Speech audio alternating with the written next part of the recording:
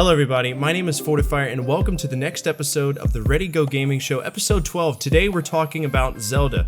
Now in the previous episode we talked about Mario, and I felt that it was only fitting for us to talk about, another heavy-hitting franchise that was a major part of my childhood, but I'm sitting out of this episode. The only game I really cared about was Ocarina of Time. I've got 3 copies of it, the gray, the gold card, and then the collector's edition, right? Actually no, the gray, Japanese, and then the collector's edition. And I love that game, but I talked about it during episode 4, which was all about Nintendo, and I strongly encourage you to go back and watch that episode because it's another good episode as well. But today we're going to be talking about Zelda, and I needed some Zelda experts, and I didn't have to look very far. I have 3 guest speakers here today that are going to do a great job of talking about Zelda through and through, starting with Breath of Lyle. Breath of Lyle is a retro variety streamer, does a little bit of Dark Souls, a little bit of retro, just whatever he feels like. He's an active duty member, much like myself, and he's one of my close personal friends, as well as quality assurance for this team, right? So he's part of the Ready Go Gaming Show team. We've got You Got Marin, who is a retro achievement hunter, a fantastic streamer, another close friend of mine since the beginning of the Twitch days, who plays a lot of old games and has a namesake in Link's Awakening, so we had to have her. The third person is a member of the Ready Go Gaming Show team, Lazarus DS, who is a streamer who currently lives in Japan. He's the expert on everything that is Japanese and Nippon language and karate and shit like that, so I had to have him on here. One of the focuses I do want to call out for this episode is the importance of music. Music is, one of the bonding things for Zelda. It's like a warm blanket that wraps around you. That's what I always say. So definitely pay attention to music. When we get to the franchise section, we got some pretty cool remixes. And yeah, that's enough out of me. Let's go ahead and sit back, relax, and enjoy learning everything about Zelda from start to finish. The Legend of Zelda has always been a direct competitor to Mario, despite both being under the Nintendo banner. It has a colorful cast of characters that was a large part of my childhood and has continued to shape my habits and preferences as a gamer into adulthood. From the simplicity of the original Legend of Zelda to the quirkiness and whimsy of Link's Awakening, shout out to my girl Marin, to the open world adventure that deviated heavily from the norm, Breath of the Wild. The music in this series has the ability to carry on in our memories throughout our entire lives. Come on, who doesn't hum the Song of Storm when it starts raining, am I right?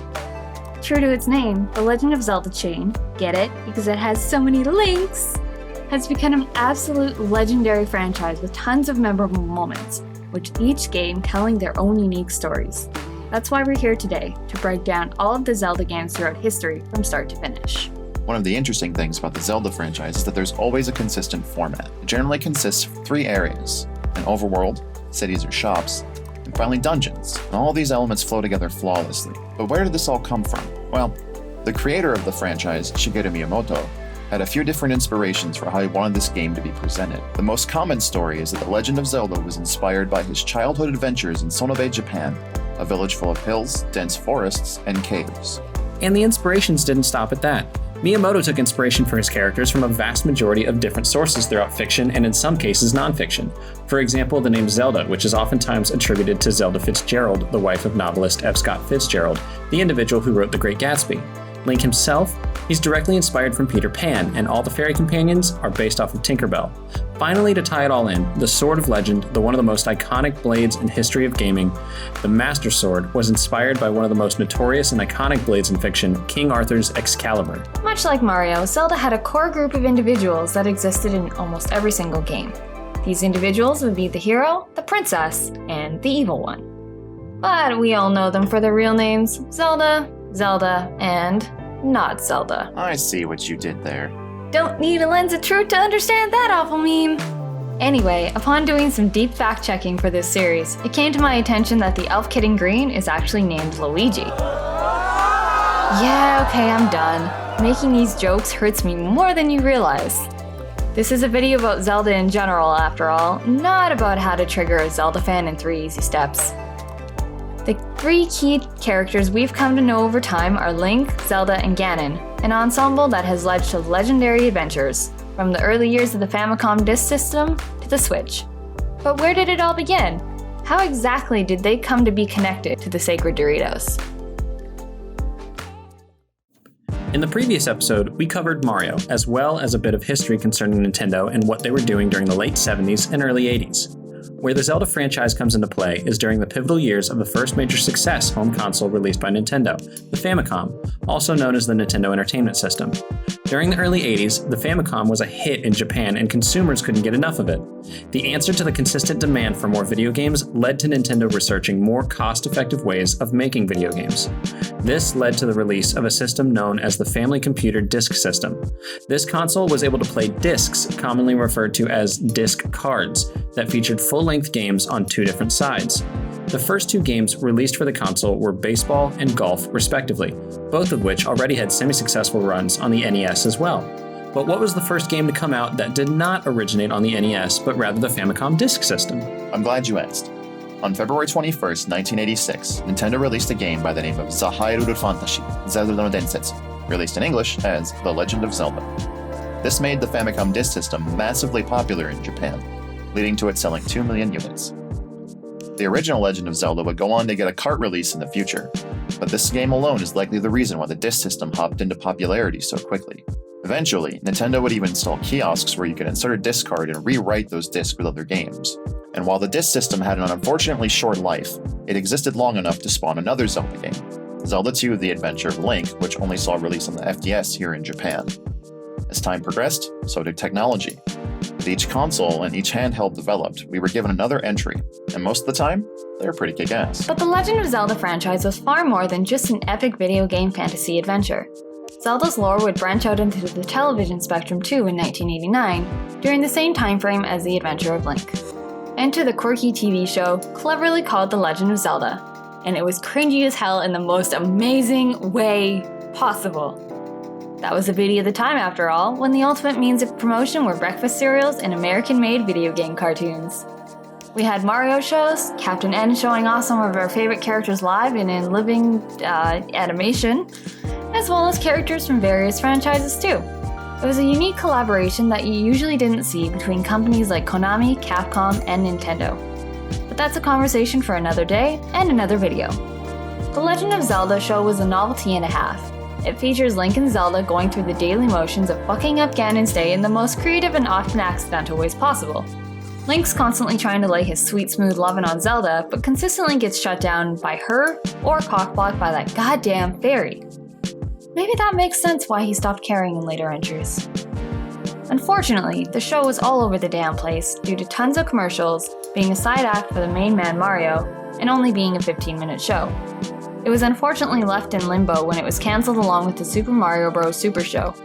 But hey, 13 episodes, 1 season, endless memes. If you want to have a laugh and perhaps understand why Link has remained a silent protagonist ever since, check it out. Now, we could easily go through every milestone in the Legend of Zelda franchise, but to be honest, we think that the best way to describe the progress of Zelda, as well as all the changes throughout the franchise's history, is to explain the installments by order of release. We'll be covering every title ever, and since the library is relatively small, at least compared to Mario, we're gonna really take our time with this one. Sit back, relax, and let's take a look at the franchise that made our childhoods and adulthoods what they are today. For the purpose of this episode, we're going to talk about the console releases first, followed by the handheld versions, and finally, the weird ones. You all know the ones I'm referring to. So sit back and get ready to take in tons of information about the lean, mean, green, Ganon-killing machine that led our imaginations for years, starting with where it all began, The Legend of Zelda. The Legend of Zelda was released in 1986 as a launch title for the Famicom Disk System, and if you look at it now, you would likely wonder, how the hell did this evolve into the beloved game series we now know today? Well, the Legend of Zelda series was ultimately a dynamic representation of each system it was developed for, and for this NES game, it was super simple. You control Link from a bird's-eye perspective, in an era of dark and spooky things Ganon helped create. The individuals who once thrived in Hyrule were essentially forced to live in caves, fighting the monsters Ganon has set free into the world, while looking for the 8 fragments of the Triforce of Wisdom which Princess Zelda split up to prevent Ganon from essentially fucking everything up. With no items, no direction besides the overworld map and poorly translated hints provided to you, and no outside help save for the game counselor line that costs far more than your pithy allowance, it was you, the player, who had to figure out what to do. It all started with that unforgettable moment when you walked right into that first cave and read the infamous words that would go down in history. It's dangerous to go alone. Take this. And with that sword, you navigated the perils of Hyrule, seeking different items and slowly collecting all the pieces of the shattered Triforce of Wisdom before fighting the evil pigman himself, and nailing him in the butt with a silver arrow. Despite its cryptic nature, people really dug this game, and it's oftentimes considered to be one of the greatest video games of all time, selling 6.5 million copies. It also had a second quest, which you could play by beating the game once or by naming your character Zelda. I wonder where that rumor started. The more you know, right?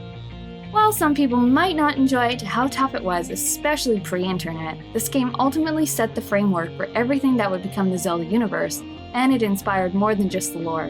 It also featured the battery save on the cart, which would be implemented in tons of other games. If you want to play this title, you can enjoy it on the Virtual Console, which for the most part is applicable to most if not all of these older titles. Fun fact, the Wii U alone grants access to 8 Zelda titles via the Virtual Console service. The Legend of Zelda was followed up in 1987 with Zelda 2: The Adventure of Link for the Famicom Disk System. This title was a radical departure from the previous game, since at this point there wasn't a specific formula for how a Zelda game should be created. The Legend of Zelda was meant to be a role-playing game, but not in the same sense of the term as you would think when you hear RPG. Shigeru Miyamoto simply meant that the player had a role to assume. And for the follow-up entry to the first title on the Famicom, they actually made a no-bullshit RPG. This time around, the only element that was in the top-down perspective of the previous game was the overworld.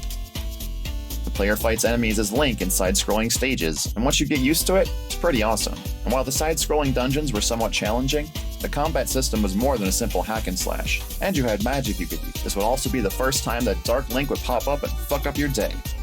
This title sold 4.38 million units since its inception, and was the first time we would hear familiar names that hardcore fans will recognize, such as Ruto, Nabooru, Darunia, and even Saria. The Legend of Zelda: A Link to the Past. It would be 4 more years before we would see another Zelda title, and this time it was being developed for the powerhouse that was the Super Nintendo.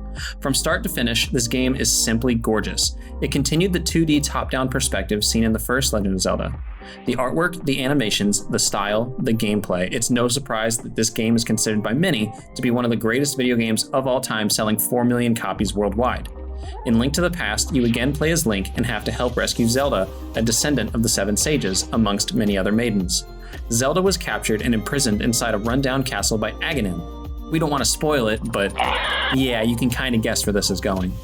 Ironically, this title was meant to be on the NES. Could you imagine? Ultimately, the concept of the game being on the NES was thrown out when Miyamoto realized that Hyrule just wasn't expansive enough. The game was fucking huge compared to others at the time, and thanks to the kick-ass devs at Nintendo, they were able to use the same idea of graphics compression that was used in Super Mario World, and it 100% paid off. If you want to play this game though, be prepared, because you might be paying a little extra cash for it, but the hype is definitely worth it. You can also play a GBA port that was linked, pun thoroughly intended, to the next game we'll be talking about, and compared to the Mario GBA ports, they are actually pretty well done. So good job, Nintendo! Also, good job Chris Houlihan, who won a contest through Nintendo Power, and his name will always be tied to this title as having his own top secret room.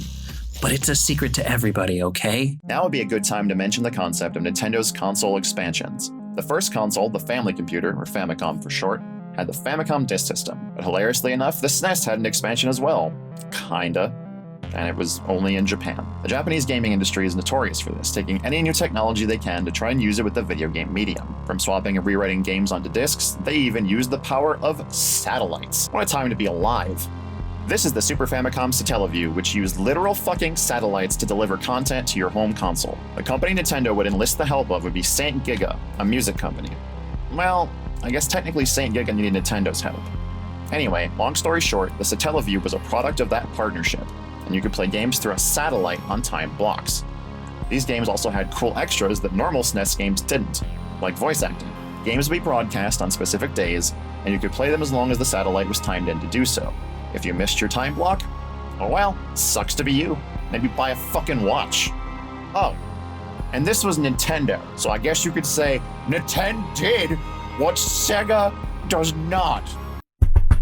Hey, I just want to let you know that Sega had the Sega channel. God damn it, Fort! Why you gotta ruin my fun? Anyway, these lines of games would be known by the prefix BS. And no, it doesn't stand for bullshit, but rather broadcast satellite. Crucial tie-in here is that there were 3 mainstream games created for the broadcast medium in the Zelda franchise: BS Legend of Zelda, BS Legend of Zelda Map 2, and BS Zelda no Densetsu Inishie no Sekiban, translated roughly as BS Legend of Zelda The Ancient Stone Tablets. But I'm not here to talk about those games. Marin's been waiting for a while to talk about them, so take it away. Oh, hell yeah! I waited since episode 4 to talk about these babies. And honestly, I'd only found out about them fairly recently. It wasn't until I started looking at retro achievements that I really understood how well these games were presented. In BS The Legend of Zelda, you didn't even play as Link. Instead, you played as your avatar in the town whose name has been stolen, working with a fortune teller who tells you to find the 8 pieces of the Triforce, much like the original title. Here's the kicker. We mentioned that the Satellaview was limited in broadcast time, right? Well, that was incorporated by allowing the character to pretty much play in dimensions created by the fortune teller, who warns the player that their magic is unstable, and as such, they will only have an hour to complete the dungeon. Pretty nifty, huh? And also very convenient. BS The Legend of Zelda Map 2 was essentially the same game, but was remixed a tad bit. Slightly watered down from the original game while still managing to not lose any flavor. There's a music patch floating around that absolutely blows the original NES title out of the water. Like, I actually enjoyed playing through the initial 8 dungeons while hearing the same song over and over. The next entry, The Ancient Stone Tablets, was presented in the same fashion as A Link to the Past, but completely different in the plot department.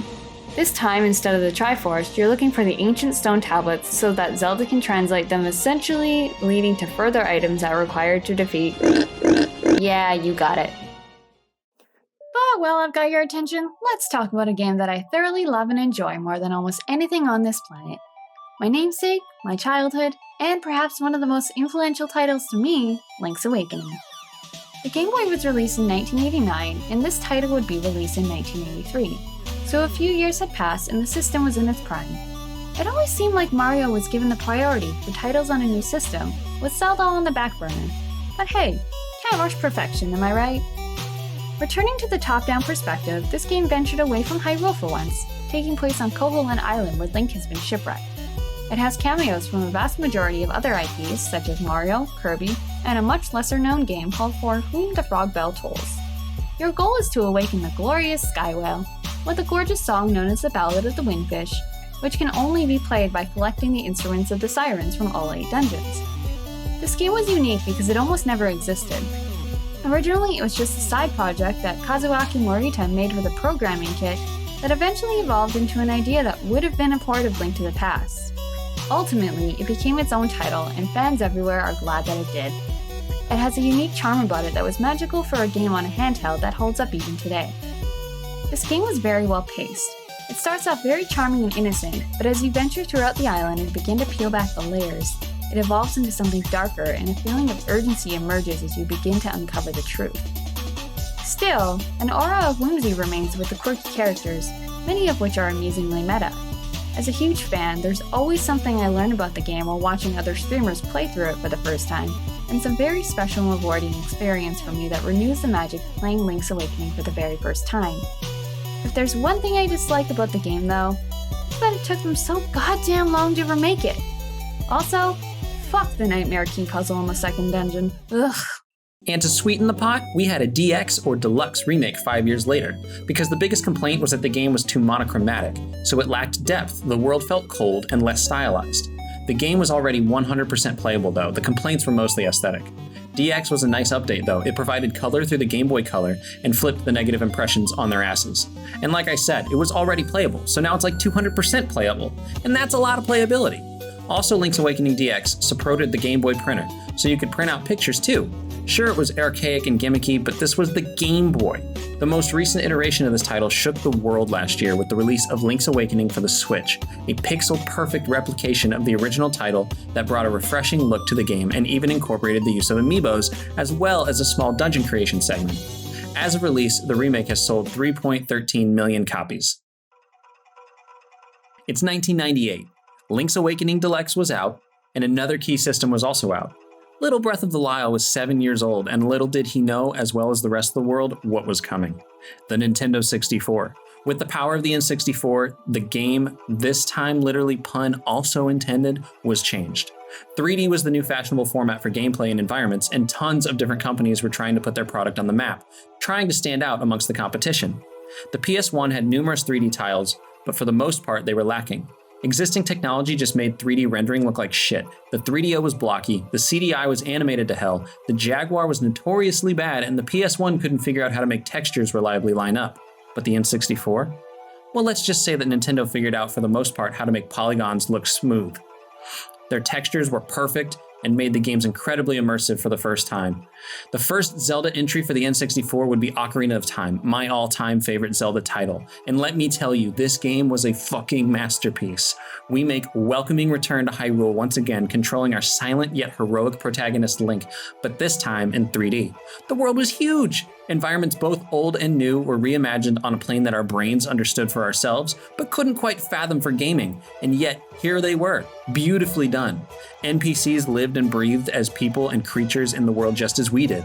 Ocarina of Time's soundtrack is easily one of the most recognizable in the franchise, if not in gaming all around. This time around, we controlled Link as he went through Hyrule on a quest from the Great Deku Tree to stop Ganondorf, who's giving everybody sociopathically tropey diseases. In other words, he's the same goon-ass from the previous games and is trying to steal pieces of the Triforce from Zelda and Link. You know how this story goes. Over time, you need to get the Master Sword, awaken the sages, and finally fight from start to finish. This is a rite of passage for every N64 gamer and collector, and to not own this game is a tragedy. That is, of course, unless you dislike games with slow, repetitive combat and unintuitive bullshit. No! Oh, come on! Ocarina also saw a lot of additional content as well. We received a Master Quest release that was supposed to be an expansion game on the N64 DD. And no, not the DDs you were thinking of. The N64 disk drive is a short-lived expansion for the N64 that was placed vertically rather than horizontally. But the kicker was, there's a game for this expansion called Ura Zelda, with the Japanese word Ura meaning reverse or something close to secret. Ura Zelda was going to be a remix of the original Ocarina, with an increased difficulty curve and a few more enemies in places they normally wouldn't be. It was meant to offer a more challenging approach to the dungeons. While Ura Zelda on the N64 DD never came to fruition, it's important to note that the game was finished. This is why everything from Ura Zelda was made into Legend of Zelda Ocarina of Time Master Quest for the GameCube. Additionally, we had a 3DS remake that was just as fun, incorporating the elements they wish they could have put in the game. Additionally, we had a 3DS remake that was just as fun, incorporating the elements they wish they could have put in the game back in the 90s, but now have the actual capabilities to do so with modern hardware. Ocarina of Time was a landmark title for the N64, so it was only natural for Nintendo to try and replicate that magic in any way possible. But why change anything? Don't fix what isn't broken, right? Well, they didn't really. Majora's Mask, released in 2000, utilized most, if not all, of the same character assets from Ocarina of Time and recycled them to some capacity. Most of the characters from Ocarina of Time would make appearances in Majora's Mask, only to be repurposed. Kume and Kotake were antagonists in Ocarina of Time, tormenting Yu and Niburu as the double trouble boss to Winrova. But in Majora's Mask, they were friendly potion makers. Some unique characters were created, and a new system was created as well. Uh-oh, here comes the gimmick train! All aboard! Let's talk about gimmicks.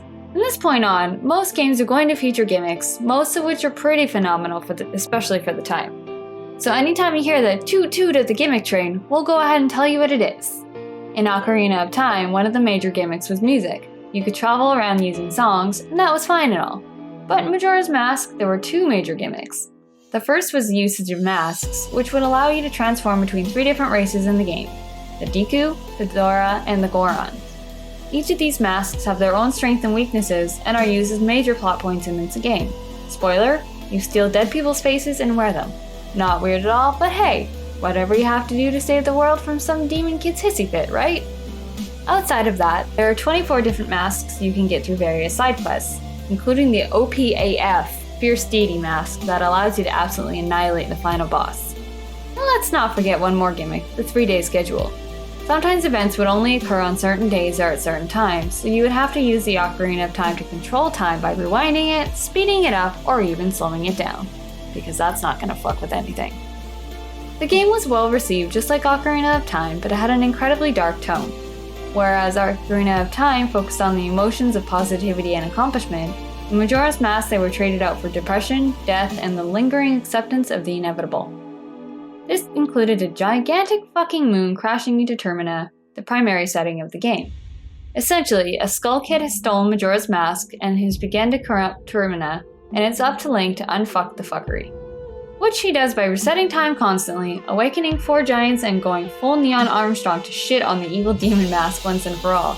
If you get a chance to play this, please do. It's a gem just as much as Ocarina of Time, and arguably more of a challenge as well if you're looking for that.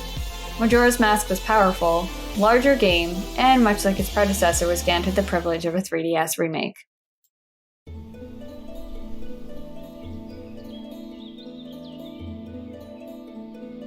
Nintendo was notorious for keeping their IPs close to their heart, not really allowing many other companies to mess with them. And the one time they did, well, we'll get there in a second. Thankfully, this next Zelda entry was a joint venture with another great developer familiar to fans of retro games everywhere, Capcom, or at least a subsidiary of theirs called Flagship. Originally, these games were meant to be a trilogy known as the Mystical Seed of Wisdom, the Mystical Seed of Courage, and the Mystical Seed of Power. Now, if you know anything about Zelda from your childhood or by paying attention, these all correlate to the pieces of the Triforce: Wisdom, Courage, and Power. Now, Capcom was developing these games, creating systems that would involve all three games with link cables and passwords in similar ways that Pokemon did. But ultimately, it was just too large of a project, leading to one of their titles being nixed. The Mystical Seed of Power was rebranded into Oracle of Seasons in English, and Mystical Seed of Wisdom was renamed Oracle of Ages. Fun fact, a linked game of Oracle of Ages and Seasons at the end will show you the only time in the entire franchise where Zelda will give Link a kiss. Lots of people think it happens in Zelda 2, but the curtain falls before we see anything happen, so it's just assumed, which doesn't count. Now, these games are pretty nifty. Imagine the same setup as Link's Awakening, but with more plot and more gimmicks. These games were nice and honestly somewhat hard to describe. Oracle of Seasons was much more of an action game, and Oracle of Ages was somewhat of a puzzle title, but both are smart additions to the franchise with their own plots. And while both games might start out exceptionally similar, there are distinct differences. If you manage to beat one of the titles, you'll be given a password for the other game, and on completion of both, you receive a true ending to both titles. This is a fantastic way to combine the two very different games, and something you didn't see much outside of maybe Pokemon. Both games sold around 3.96 million copies each.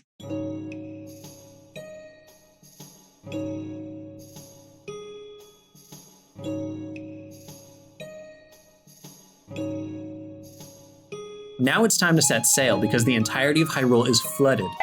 Oh, here comes the gimmick train, or should I say gimmick ship?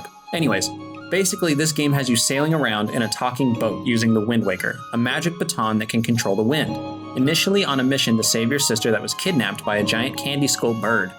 The game relied on boat travel, and because of that, the travel time between islands became tedious and long.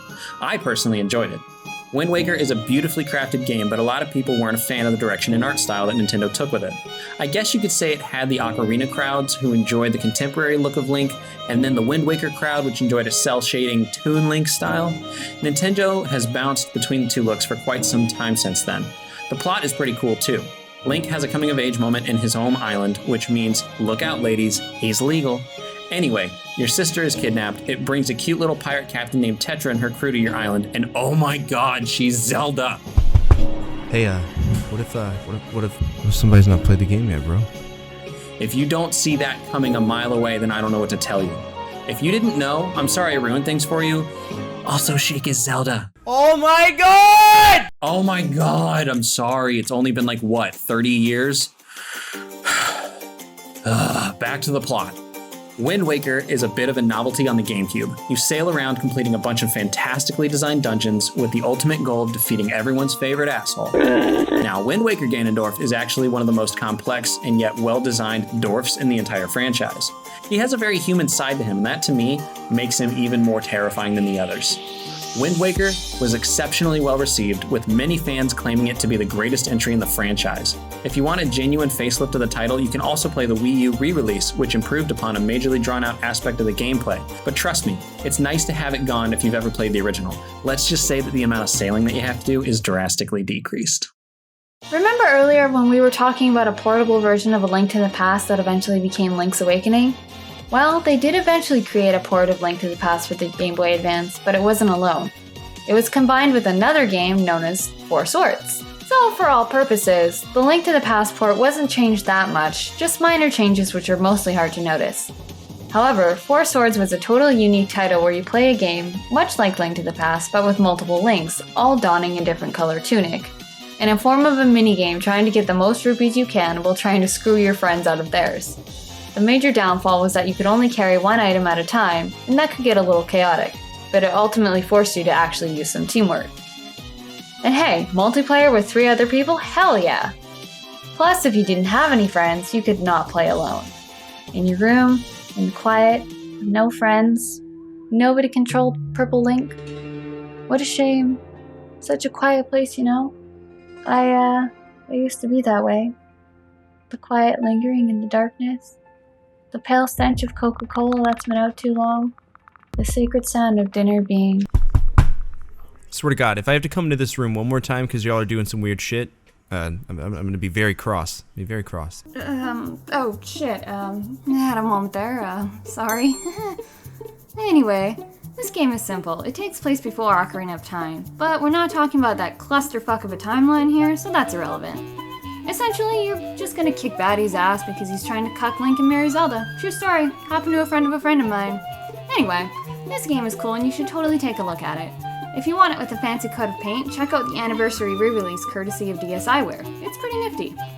Full disclosure though, I got this for free on my 3DS during its limited time release, but I've barely played it. Maybe I should, lest I risk losing some of that Zelda street cred. But don't think the story of Four Swords ends there, because in 2004, a fully fledged game using that concept called The Legend of Zelda: Four Swords Adventure was released on the GameCube. This one was phenomenal, and it's basically a follow-up to the GBA title, but more of a fully fleshed out game. The plot is simple. You go undo... God damn it, Ford. The plot is simple. You go and undo the doing you do, leading to you having more doing being due. True story. You bring Vaati back to life, and again, much like the minigame, you're broken into 3 more doppelgangers of Link to go back and destroy Vaati. Bet you didn't see that coming. This one you could play alone, but it was much more fun if you had 3 friends playing with you, but each friend had to have a GBA and a Link cable to do so. But, still a great entry of the franchise that I hope gets a re-release on the Switch someday.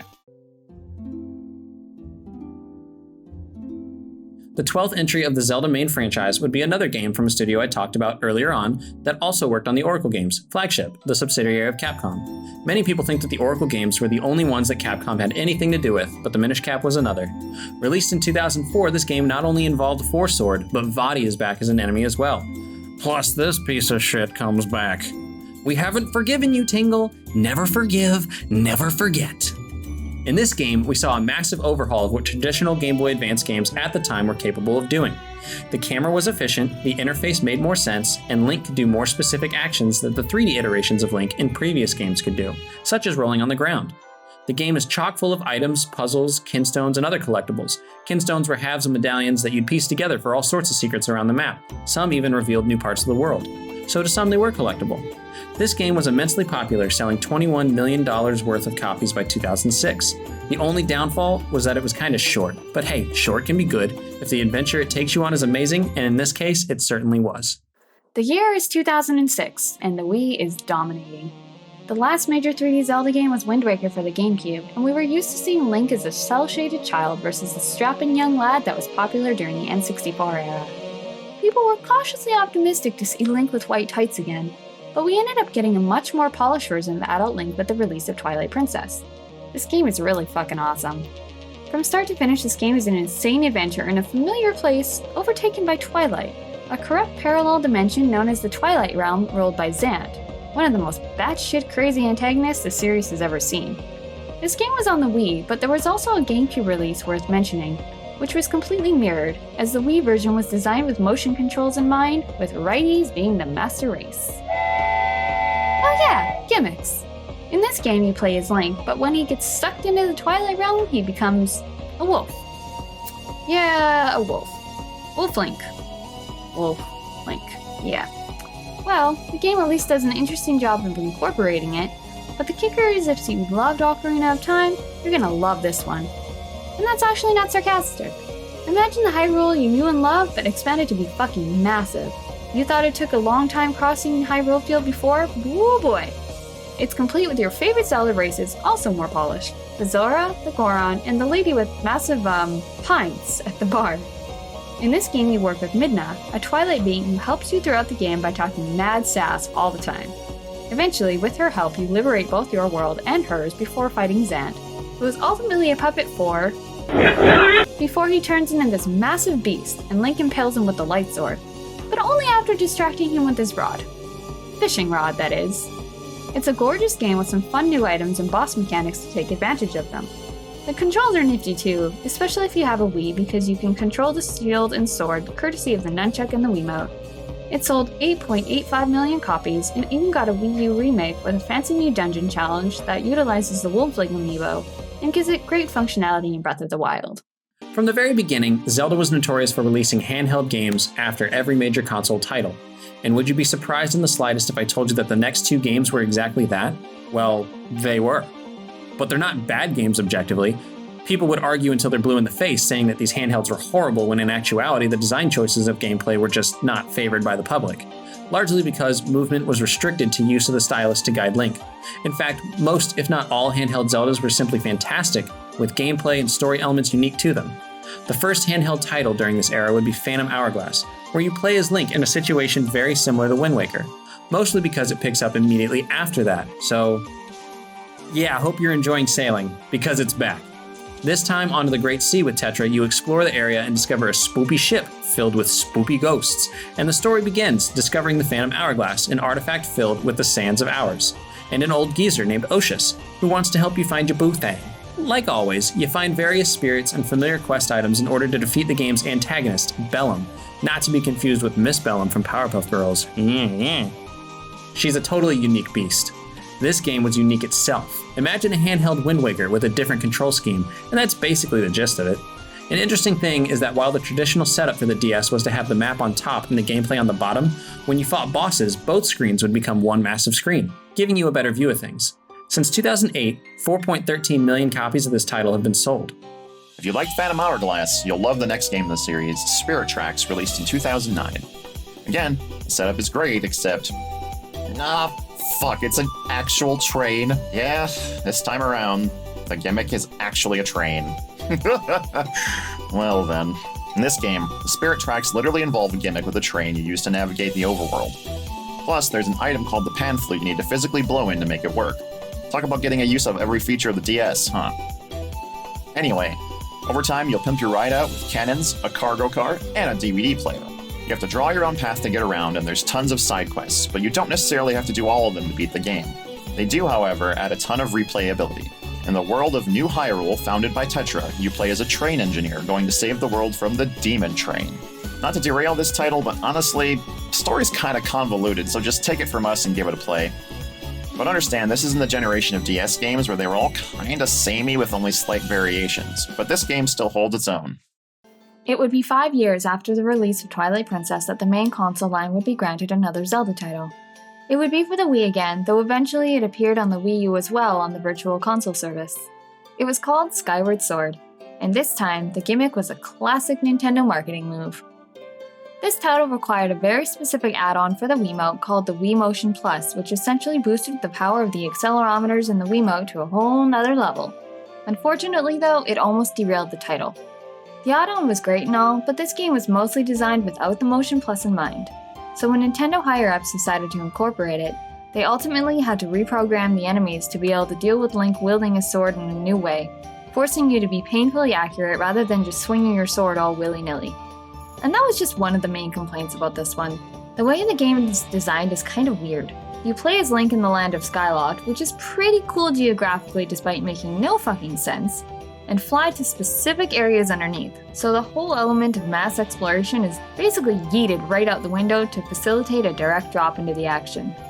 The companion character is generally loved for her charisma, uniqueness, nerve, and talent, or hated because of her backseating tendencies, right down to harassing you about the health of your Wiimote batteries. This game is cool though because it essentially serves as an origin story for the Master Sword, as well as gives Zelda a distinct personality and creates groundwork for her friendship with Link and how she deals with her destiny. The game is full of quirky characters and interesting dungeon mechanics, and the main antagonist is also right up there with Zant on the batshit insane list. But again, the criticism is widely agreed upon by fans for the elements we mentioned, but it's up to you to decide how you feel about it. Some people love it, some people hate it. And in turn, the motion controls tend to hate you unequivocally. Back in the early 2010s, Nintendo realized what a good idea it would be to capitalize on the success of remakes and sequels to try and sell more handheld units, which was a proven goldmine after Ocarina of Time for 3DS. And what better game to get a shiny new direct sequel than Link to the Past? Enter A Link Between Worlds. This one is kind of self-explanatory. You play as Link going up against the creepy clown Yuga to determine the fate of two kingdoms and who will rule them. Basically, Yuga the Bob Ross wannabe kidnaps the 7 sages and traps them in, paintings, with the end goal of releasing... You get a bracelet that lets you warp between various terrains by means of becoming a work of art yourself, traveling along walls and bypassing obstacles. Eventually, you can even warp between the light and dark worlds. Gasp! What a foreign concept! This game has something pretty unique about it, though. It breaks free of the usual linear style of Zelda games thanks to the mechanics of the item shop. Sorry, Beetle, but Ravio is a much better businessman. The 3DS does a fantastic job of using both screens to involve you in the action. And with tons of side quests to complete, this game very much feels like a traditional Zelda title, especially for one on the DS line of handhelds.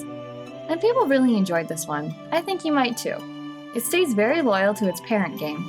I guess that's why it sold over 2.5 million copies. This might not seem like a lot, but for handhelds, it's a pretty decent figure. Make sure to add this one to your collection. It had been a long time since Nintendo had worked with another company on a handheld entry, with the last one being Minish Kappa Flagship back in 2004. But this recent title was a product of a healthy relationship with Grezzo, the company who helped port Ocarina of Time and Majora's Mask to the 3DS. They also recently helped develop the Link's Awakening remake from last year. They're a great company that's been working with Nintendo since 2011. Anyway, this game is part of the whole Four Swords deal, but instead you have 3 people, which might seem off at first, but it's alright. The game takes place immediately after the previous game and features the unique multiplayer style that we've grown to expect with the Four Swords series. Except this one had 3. Essentially, this game is in Hytopia, the Fashion Kingdom, and the princess, Styla, is cursed by a witch who puts a jumpsuit on her, thus making her totally not fashionable at all. Ugh, disgusting. You're literally going on a quest to get her to dress in better clothes. This game wasn't really that great. Oh well. The Legend of Zelda Breath of the Wild. Marin had time to explain her namesake, and now I'm here to explain mine. Welcome to the most recent powerhouse entry in the Zelda universe and the best-selling game of all time in the franchise, Breath of the Wild. Now, many of us have played this on the Switch, but don't forget that this game was also on the Wii U. The major differences being technological, but nothing to make one port better than the other. This game is Ocarina meets Majora's Mask meets Twilight Princess, but also meets 1986 Zelda on a whole buttload of steroids, minus all the gimmicks. I only compare it to the 1986 Zelda because in both games, you're given little to no exposition, thrown into this map where you can go essentially anywhere you want, at any time, and you're met with an old man that tells you what to do and guides you on your way. Just like with any other game, people have their complaints, but I had literally nothing to make this an enjoyable experience. Imagine this, an incredibly open world environment where you, the player, decide what you want to do in a non-linear format. You can flow freely through many of the areas without limitations. You can even go straight from the beginning of the area to the final boss if you had the nads. And the physics engine, don't even get me started. There's a ridiculous amount of ways to solve problems in this game that aren't simply chained to a specific objective for the most part. There are shrines that are essentially small mini-puzzles that lead to health and stamina increases, collectibles, and a plot that is neither in your face with, you have to do it this way because the game said so, or what the fuck do I do next? Because this game is still rather fresh in our minds, I don't want to get into the game's specific story, but let's just say it's definitely worth delving into.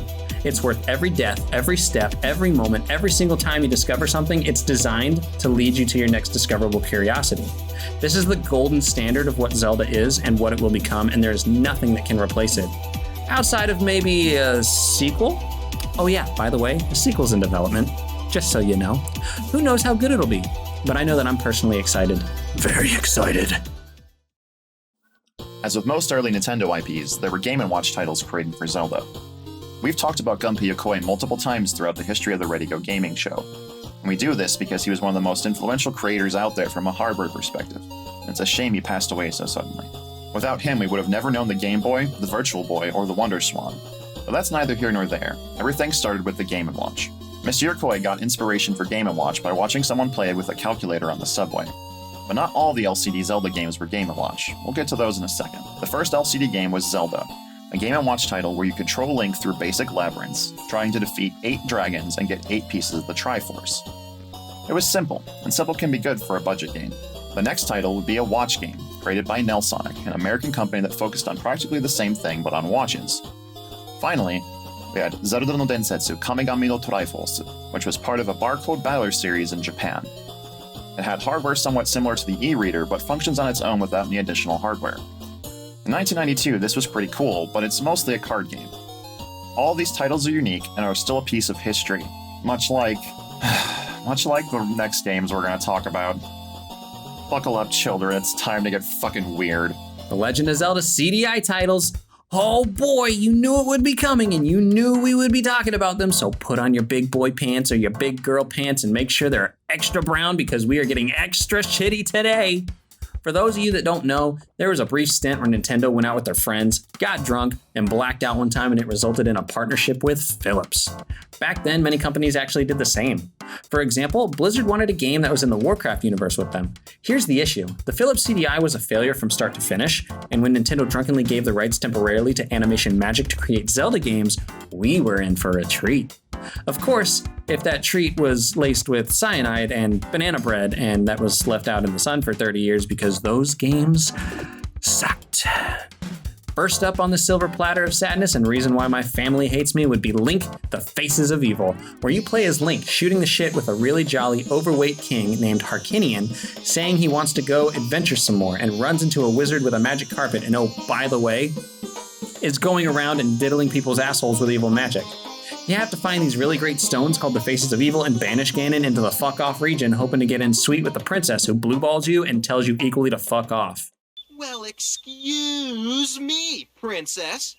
They ask you how you are, you just have to say that. Then we had the sister title, Zelda Wand of Gamelon, which was developed and released simultaneously with Faces of Evil, which was also served on a silver platter of sadness. But hey, for the first time we got to play as Zelda, what a time to be alive! Here's the shitty part though. Because it was practically designed at the same time and by the same people as the other title, it's pretty much the same game and all the bullshit associated with the Faces of Evil directly correlates with the bullshit of Wand of Gamelon. The scenes are cringy, the controls are fucked, the game is fucked, the voice acting is ridiculous, the item management is stupid, but the legacy, oh, the legacy is triumphant, because these games live in infamy as being the black sheep of the franchise. Actually, you know what? They're not even the sheep. They're like the giraffe or something so far removed from the rest and no one else at the Zelda family reunion knows how to approach them, aside from saying someone had a wild night at the milk bar and this was the result. But don't forget, there were 3 titles in the CDI, and the third wasn't made by Animation Magic at all. It was made by Virildis Corporation, which only released games over the course of 3 years, and mostly educational titles such as Anatomy, Safety Monkey, Sesame Street Numbers, and Eco East Africa. The one game that wasn't purely educational was Zelda's Adventure, released in 1994. Now the kicker is, this game isn't total shit. In fact, it's kinda playable. Imagine a significantly better designed top-down Zelda game with live action scenes, and it even has pretty decent graphics compared to the others. Now don't get me wrong, it sucks. Literally 100% unequivocally sucks. And the controls are bullshit, the game's cryptic as shit, and full of trial and error. You know what? I can't talk this shit up. The CDI sucks from start to finish, and this game is no exception. But hey, at least it's a little prettier than the other ones. Freshly picked Tingle's Rosy Rupee Land. Freshly picked Tingle's Rosy Rupee Land. Wacky Waving Inflatable Arm Flailing Tube Man is an adventure game released by Vanpool, who in the past were relatively unknown before Nintendo approached them in 2003 to create Mario & Luigi's Superstar Saga for the Game Boy Advance. Since then, they've been the point of contact for various Paper Mario games as well as Super Kirby Clash for the Switch. But back to the game. It's an adventure title, and that's the most that really needs to be said about it. You collect items, you visit new places, you talk a fuck ton, complete dungeons, and lather, rinse, repeat until magically somehow you manage to beat it, and then you have to ask yourself, why in the fuck was I playing this in 2006? Are you struggling to sell your shitty hunk of plastic in the shape of a gun to be used with any Nintendo Wii light gun-centric game? Then slap a Zelda sticker on it, because that's how you sell things. Nintendo had a nasty habit of doing this. Look at the steering wheel accessory for the Wiimote, but what did it get bundled with? Mario Kart Wii.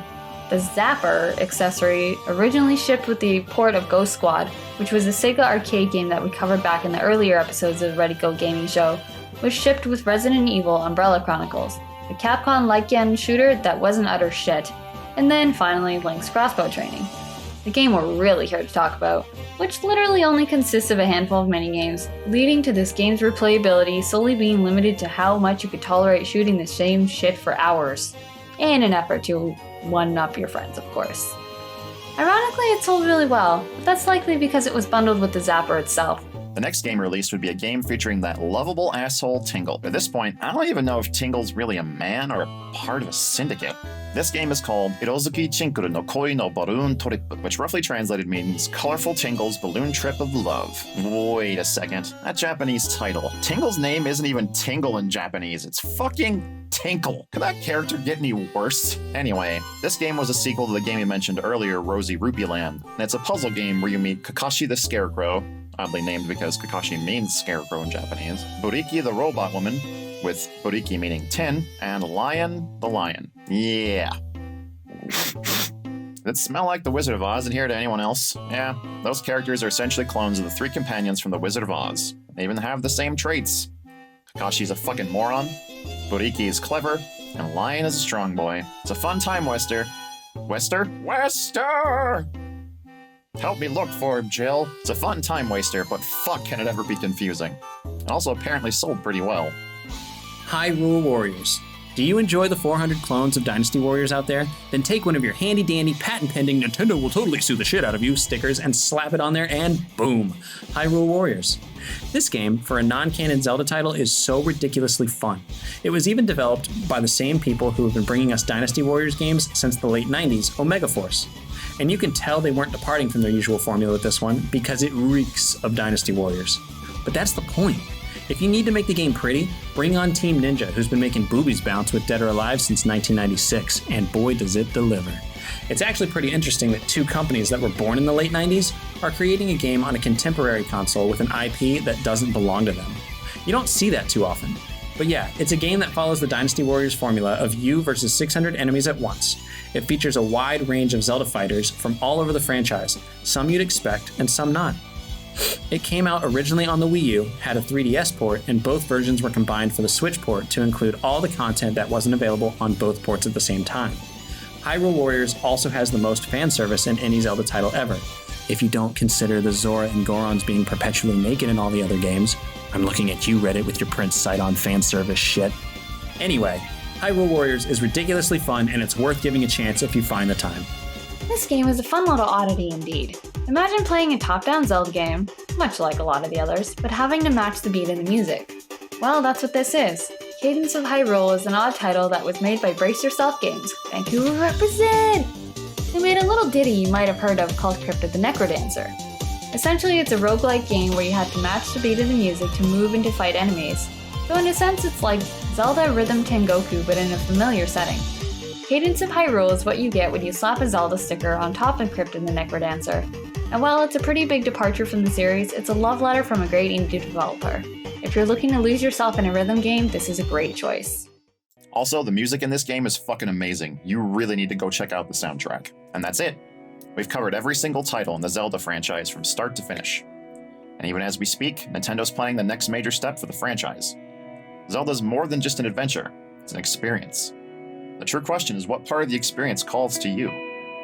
For me, it was the never-ending adventures filled with exploration and the jaw-dropping music. For me, it's the sense of discovery, earning the next really neat dungeon item and seeing how it affects my enemies, my environments, but also utilizing those environments to solve the puzzles that end up with me saving the world.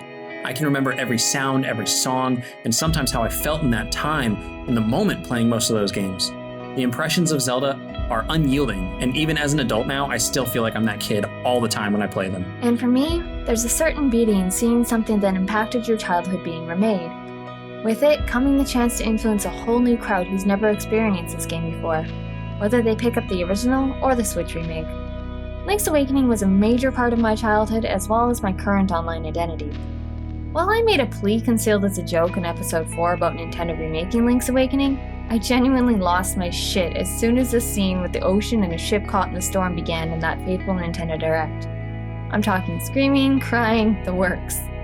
My DMs were hotter than Din's booty in her dancer's leotard from people asking if I'd heard the news. It really warmed my heart to see so many people associate this great game with me.